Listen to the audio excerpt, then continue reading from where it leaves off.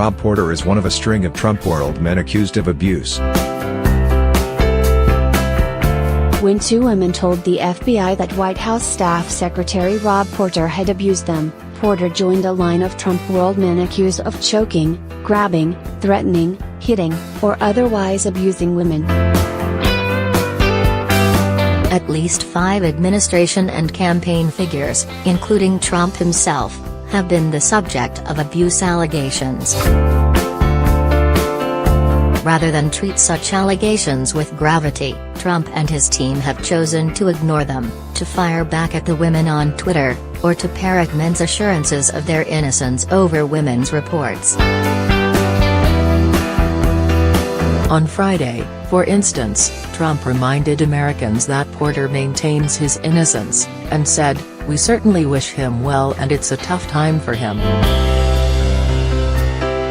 Porter resigned amid public pressure, but Trump's response is a good reminder of the lesson he's learned from escaping the reckoning sweeping much of the rest of the country. #MeToo does not apply to him. And given his tolerance for men accused of abuse inside his very inner circle, it's clear he doesn't think it applies to his closest associates, either. Trump's team may lose men like Porter periodically, but the message the president sent on Friday was clear: to him, violence against women really doesn't matter. The Trump camp has embraced a whole list of men accused of abuse. Porter, who played the pivotal White House role of managing the flow of documents and memos across the president's desk, announced his resignation on Wednesday. 2 of his ex-wives publicly reported that he had abused them. Porter's first wife, Colby Holderness, says he kicked, punched, and choked her. She provided The Intercept with photographs of bruises she says Porter inflicted on her. The former White House staffer's second wife told the Daily Mail that he dragged her by her shoulders out of the shower to yell at her. In an April 2017 blog post, she wrote, "In my home, the abuse was insidious." Porter is one in a string of Trump campaign and administration staffers to be accused of abuse or violence. Steve Bannon, CEO of Trump's presidential campaign and White House chief strategist until August 2017, was charged in 1996 with domestic violence, battery, and dissuading a witness. According to a 1996 police report quoted in Politico, Bannon's then-wife said he grabbed her neck, then threw the phone across the room when she tried to call 911. The charges were eventually dismissed when Bannon's wife was unable to be located. According to court records, she filed for divorce a few months later. Corey Lewandowski, then Trump's campaign manager, was charged with battery in March 2016 after a Breitbart reporter, Michelle Fields, reported that he had forcibly grabbed her. The incident was captured on video, but a prosecutor declined to proceed with the case. Andrew Pooster, Trump's initial nominee for Secretary of Labor, was accused of assault and battery by his ex-wife, Lisa Fairstein. In documents that were part of their 1988 divorce proceedings, Fairstein said that Pooster had struck her violently about the face, chest, back, shoulders, and neck, without provocation or cause. And in 1990, Fairstein spoke of her experience on the Oprah Winfrey Show, saying Pooster had told her, "I will see you in the gutter." This will never be over. "You will pay for this."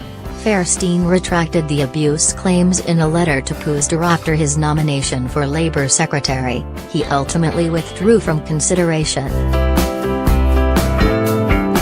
President Trump, meanwhile, has been accused of sexual misconduct by at least 17 women. One of them is his ex-wife, Ivana, who reportedly stated in a 1990 divorce deposition that Trump had pulled out a fistful of her hair and raped her. In 2015, after Trump announced his candidacy for president, she issued a statement saying that a Daily Beast story about the alleged rape was without merit. The Trump camp has typically dismissed allegations of violence against women, or gone after women who came forward.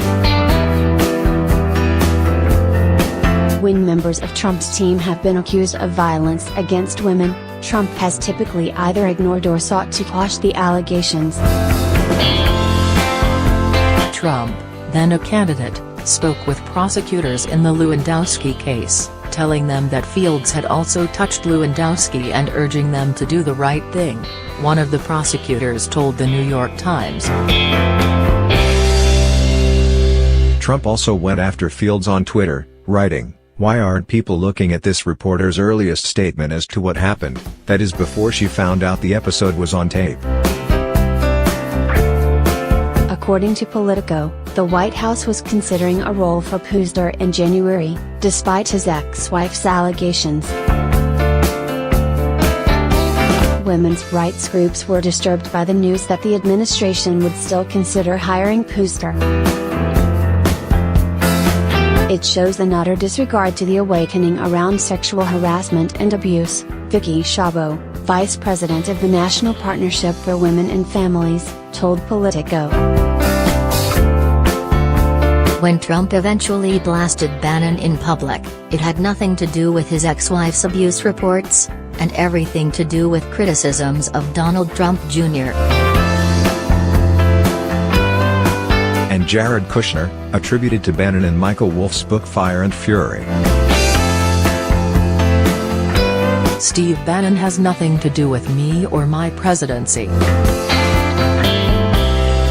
When he was fired, he not only lost his job, he lost his mind, Trump said of Bannon in January, harsh words he hadn't applied when news of Bannon's alleged abuse broke.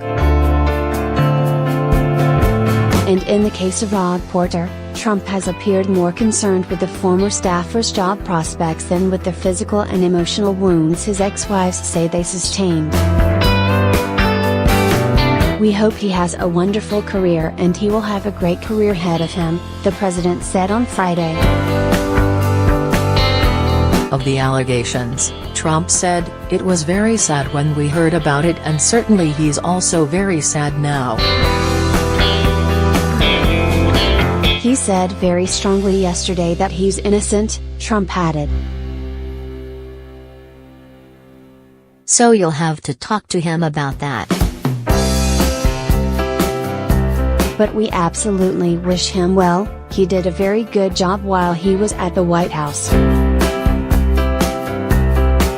Trump's comments Friday, during which he made no mention of Porter's ex-wives at all, were typical of his reaction when members of his staff are accused of violence against women. At best, he ignores the women who come forward to make such accusations, at worst, he publicly criticizes them.